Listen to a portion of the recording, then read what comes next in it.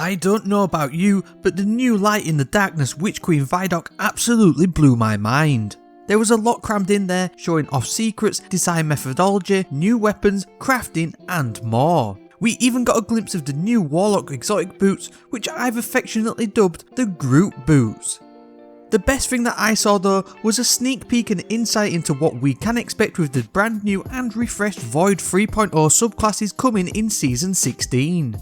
This is the first time we'd seen anything outside of small snippets of gameplay, so I'm going to break down everything we saw in the ViDoc as well as some things we didn't see but were hiding in plain sight, so that we can get a fuller picture of what to expect with the Void rework. You know that we'll be taking a deep dive into everything new with build crafting and weapons for the Witch Queen, so if you'd like to be notified of these then please subscribe to the channel if you haven't yet and hit the bell. And while you're down there, also hit the like button too, thank you very much. So first up, let's break down what we saw in the example we were provided with the Warlocks Voidwalker subclass screen. It's immediately clear that this is modelled heavily on the Stasis subclass we got with Beyond Light, which is exactly what we expected. However, with Void 3.0, the first main difference and something that you might have missed is that we are keeping all the Void supers for the Light subclass rework. With Warlocks, this means both types of Nova Bombs are staying as well as the Nova Warp super. This is indicated on the subclass screen by these selectable greyed out icons under the main super node. The Nova Bomb icon is shown selected here, and at a guess I reckon it'll be the Vortex Nova as standard, with the Cataclysm Nova Bomb one of the selectable options below. This will likely be the same with Titans and Hunters, with both the Ward of Dawn and Banner Shield being selectable, as well as both Tethers and Spectral Blades for Hunters. Moving on, we've got the Healing Rift, and next to that there's the Blink Jump. There's also 3 selectable nodes for your jump, so I'm guessing Warlocks are getting a new one, with maybe High Jump even being added along with Strafe and Burst. Does this mean that both Titans and Hunters are getting the Blink ability too? Maybe. Imagine a Blink Shotgun Chunky Shoulders Titan with an Overshield in the Crucible hunting you down.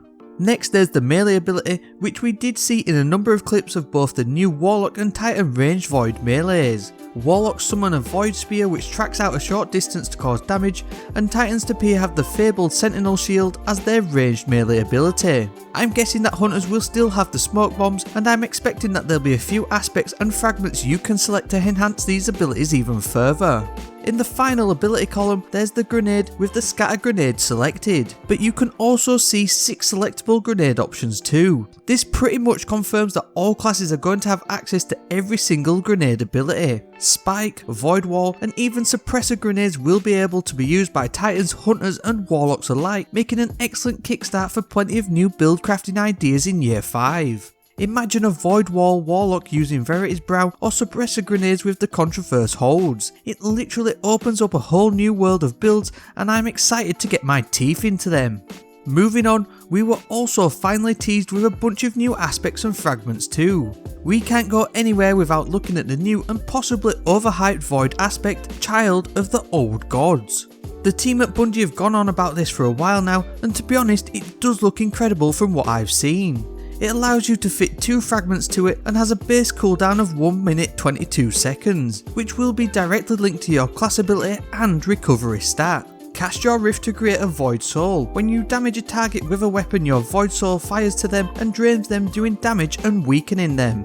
When a target is being drained, you are granted grenade and melee energy if you're running a Healing Rift, or health if you're running an Empowering Rift. Defeating a target who is being drained by your Void Soul grants class ability energy too. As you can see, on damaging a target it sends out a Seeker which then chips away at their health. It looks like it'll work in conjunction with your abilities like whatever the new Bloom fragment is, and probably even Devour too.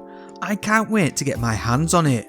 The second aspect we were shown for the Warlock was the Chaos Accelerant. This has always been a strong ability for Warlocks, effectively creating a second super but linked to a rapid grenade cooldown. It's been limited here somewhat though, with only 1 fragment and a hefty 2 minutes and 11 seconds cooldown time.